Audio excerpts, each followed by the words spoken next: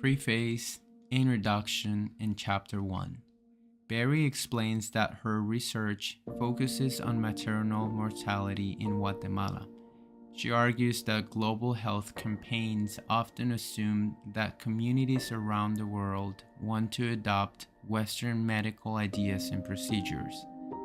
But these assumptions can unintentionally disrupt local cultures and affect women and pregnancy.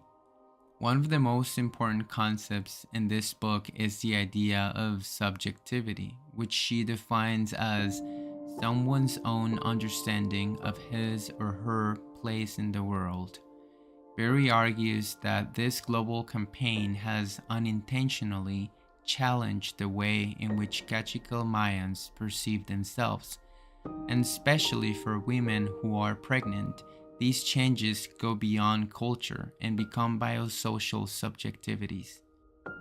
Berry says that how a Mayan woman experiences her pregnancy has changed radically with the advent of biomedicine. The author demonstrates that these biological experiences are heavily reshaped by the government, something she refers to as biopower. Berry talks on Santa Cruz, a remote Cachiquel community where she focused her ethnography.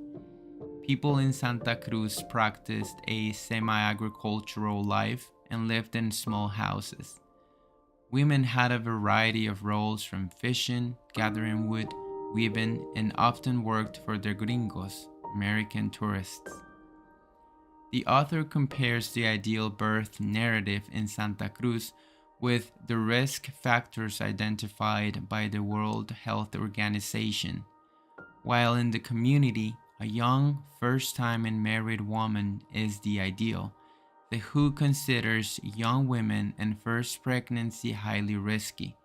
Berry notes that pregnancy in young women in the community threatens relationships between families because most of their members have a vital role in the pregnancy, such as the mother-in-law, the husband, and even the midwife, or ayam, who is not prized mainly for her healthcare skills, but for her spiritual powers. In the second chapter of the book, the author explores dynamics of power, who has it, how it appears, and why it does so. This chapter mainly follows only one woman, Guadalupe, and her family living in a rural community. The young woman had just given birth, attended by a midwife, but the placenta had not come. The midwife advised the family to go to the hospital to be seen by a doctor who could safely deliver the placenta and have more resources available should an emergency occur. They did so, leaving the baby at home with Guadalupe's mother and securing a ride with an uncle to go to the hospital, the mother-in-law and father-in-law in tow. It is important to note here that the indigenous family mostly spoke the native language, which was not Spanish, while the nurses and doctors of the hospital spoke only Spanish. Arriving at the hospital, the nurse immediately assumes the position of authority. In doing so, she does not consider the challenges that the family must have faced and continue to face in having brought Guadalupe to the hospital. No one in the family is a fluent Spanish speaker, which leads to some frustration and miscommunication, but the nurse does not attempt to help convey her or the doctor's meaning, even going as far as to purposely misinterpret what questions the family is asking to convince them they must stay in the hospital for Guadalupe's health, and insinuating that Guadalupe did not receive good care in her community from her midwife. In doing this, the nurse attempts to undermine the family's faith in traditional home care such as midwives and home birth, instead attempting to turn the family towards modern healthcare, the hospital, and skilled attendants such as doctors and nurses. The author ties this back into the symbolic capital, where in this case, language is the resource. The doctor and nurse have it, the family does not, and the burden of understanding falls on the family. In the third chapter of the novel, the author starts off by noting how the Safe Motherhood website is gone and how this confuses her because that should mean that maternal death has decreased significantly to where it's no longer a resource that's needed. She then goes on to talk about how the death rate isn't accurate because not all maternal deaths are logged. She talks later in the chapter about a doctor that she met who showed her exactly why these documents aren't logged properly, and she explains that it's because he told her that they don't tend to do the paperwork to explain that it was an obstetric reason. She does note, though, that the accuracy of statistics to maternal deaths and infant deaths are very different in accuracy because infant deaths are easier to log and more accurately logged than maternal deaths are. In this chapter, she continues talking about different organizations that are made to help with maternal care and lower rates of maternal mortality.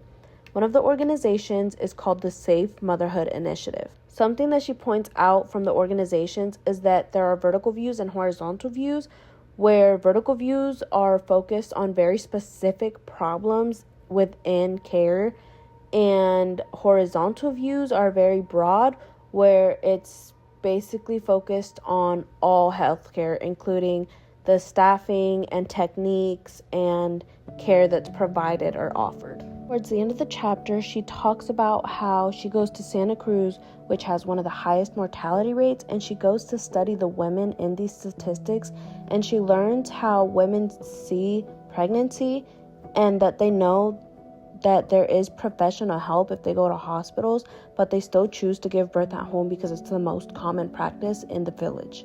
It becomes even more interesting because she notes that the women know that giving birth could be the last thing that they do, as it seems that all these women tend to know someone who has died while giving birth at home.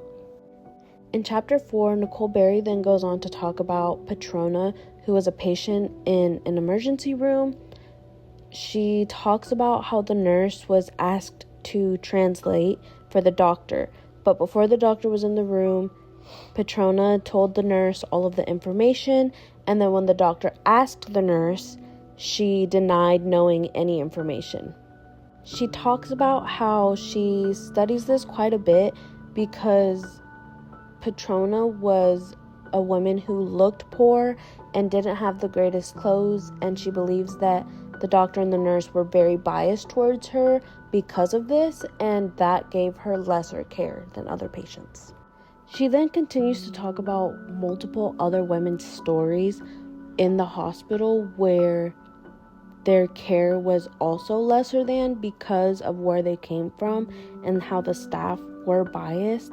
She also does talk about how some of these patients also weren't even logged correctly in the systems, and how because of that it gave the patients an even harder time in recovery because they weren't able to get the care that they needed.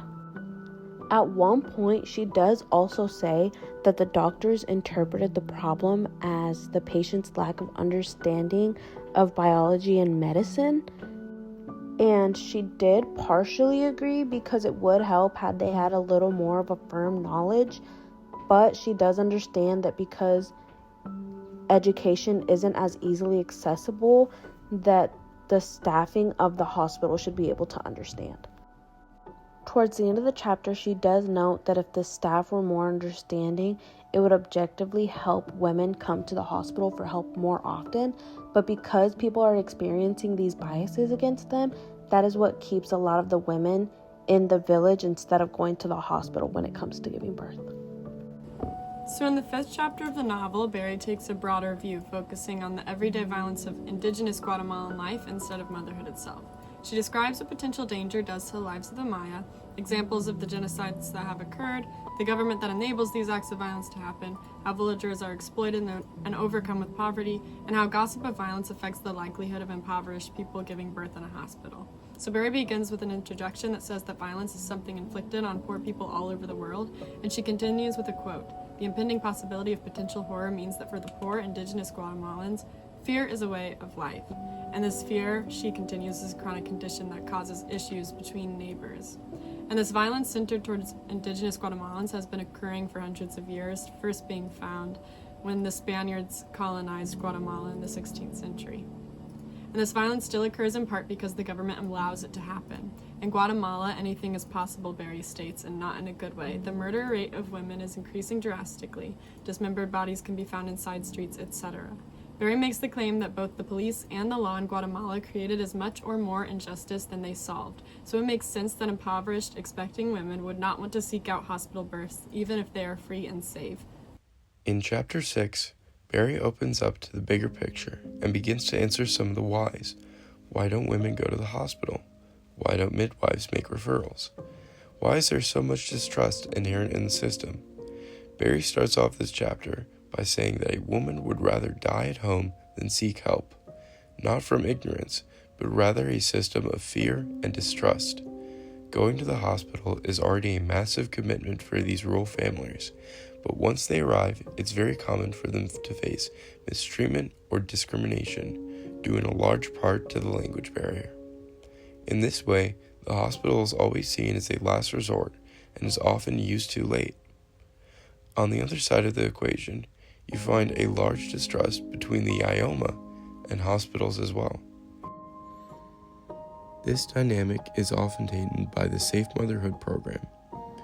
There is such a large discrepancy between the information they get from the program, hospital policies, and what they observe doctors doing, that they don't feel comfortable enough to send their patients to the hospital.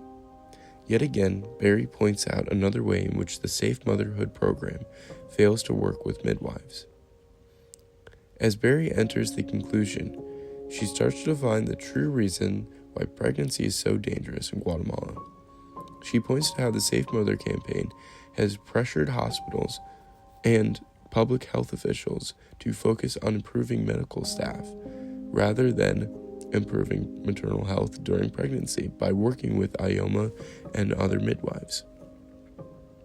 As she looks outside of Guatemala at the larger world, she states that people like the IOMA are overlooked and how midwives aren't treated with respect as to what they bring to the table. Their skills often play a large part in improving maternal health and decreasing maternal mortality. As a personal opinion, I think that the book offers a unique opportunity to understand why birth is more than a biological process. It is social and spiritual. Berry refers to this as relational subjectivity, which is the idea that pregnancy and childbirth are vital to define one's role in the family and even in the community.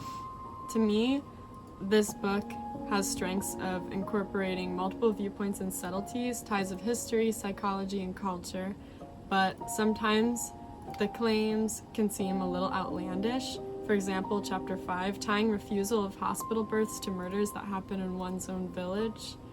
It doesn't really make that much sense to me. I do really enjoy Nicole Berry's writing style, as she makes it very personal, but she also makes it very professional, and I enjoy the mix of that because she gives an opinion, but then she backs up her opinion with a lot of factual evidence and a lot of scene evidence that she personally witnessed. Overall, I felt that this book was really solid, especially as somebody who doesn't read all that often. I think that Berry did a wonderful job of telling the story of Guatemalan women. Thank you for listening.